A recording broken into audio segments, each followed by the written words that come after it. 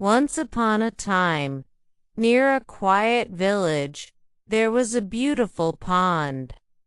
The water was clear, green plants grew around it, and many small fish, frogs and crabs lived happily inside. By the side of this pond lived a tall crane. He had long legs, a long neck, and a sharp beak.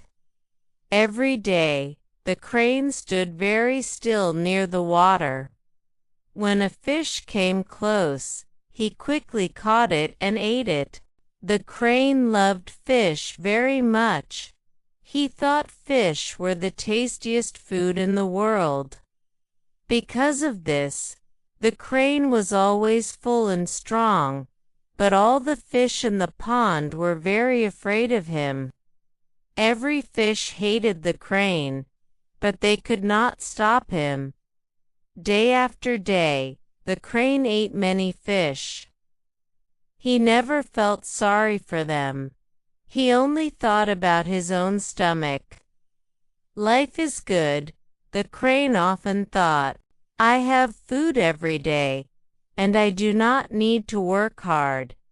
He enjoyed his meals and felt proud of his hunting skills. The fish talked to each other in fear. Be careful, they warned their children. Do not swim near the crane, or he will eat you. The crane heard these words, but he did not care. Time passed, and the crane became old. His legs were not strong anymore. His wings felt heavy. One day, when he tried to fly, he felt very tired. What is happening to me? He asked himself. His flights became slow, and his body started to ache. When he tried to catch fish, he could not move fast. Many fish escaped easily. The crane felt pain in his joints and weakness in his body. Oh no, he said, I am not as strong as before. The fish soon noticed this change. They saw the crane move slowly and miss his hunts. Some brave fish started to tease him. Do not go near the crane, one fish said jokingly. He cannot catch anyone now. Another fish laughed and swam very close to the crane. The crane tried to catch it, but he slipped and fell into the water. The fish quickly swam away and laughed with their friends. See, they said, we do not need to fear him any more. Days passed, and the crane became weaker and weaker. He could not catch any fish. The fish swam around him freely, but he could not touch them. The crane became very hungry. One day passed, then 2 days, then many days without food. His stomach hurt, and his body felt thin. Oh, this terrible old age, he cried. How will I eat now? The crane sat sadly by the pond, thinking deeply. One day, an idea came to his mind. His eyes shone with a clever but evil plan. I know what I must do, he said quietly. The crane went to the side of the pond, but this time he did not try to catch any fish. He stood there with a sad face and did nothing. The fish, frogs and crabs noticed this strange behavior. Why is the crane not hunting today? They asked each other. He looks very sad. Maybe he is sick.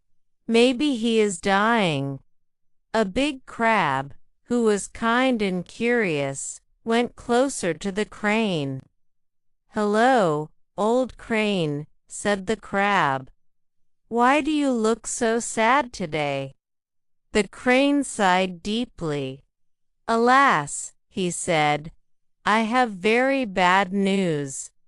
The crab was surprised. "Bad news? What bad news?" The crane shook his head slowly. "I do not have the heart to tell you," he said. "It is about this pond." The crab became worried. "Please tell me," he said. "We all live here. We need to know." The crane looked around and spoke softly. "I heard that humans are coming," he said. "They want to fill this pond with mud and grow crops here. Soon, there will be no water and no fish." The crab was shocked. "Oh no," he cried. "This is terrible news."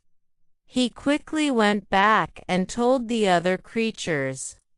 Soon, all the fish, frogs, and crabs were in panic. "What will we do?" they cried. "We cannot live without water." The crane saw their fear and smiled inside. "Do not panic," he said calmly. "There is a way to save you." Everyone looked at him with hope. "I know another pond," the crane continued. "It is far away, but it is safe. I can carry some of you there every day." The creatures felt happy and relieved. "Please help us," they begged. "You are our only hope." The crane then added some conditions. "I am old," he said. "I can only carry a few at a time, and I need rest between trips." The creatures quickly agreed. "That is fine," they said. "Please save us." On the first day, the crane took some fish in his beak and flew away. The fish believed they were going to a safe pond, but instead, the crane flew to a nearby hill.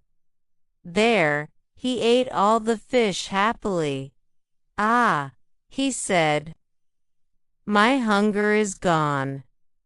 After resting for some time, the crane returned to the pond and took more fish. Again, he ate them on the hill. Day after day, the crane continued this trick. He became strong and healthy again. His body grew fat, and his eyes shone with greed. The creatures in the pond believed they were being saved, but they were slowly disappearing.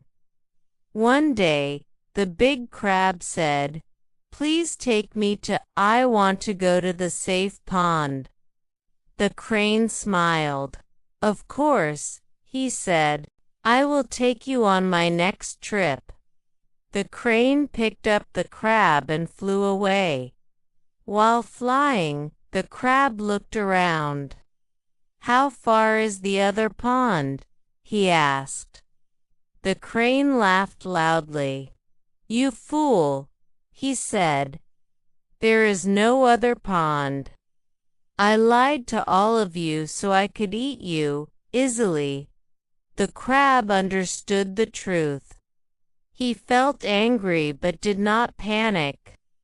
"I will not die like this," he thought.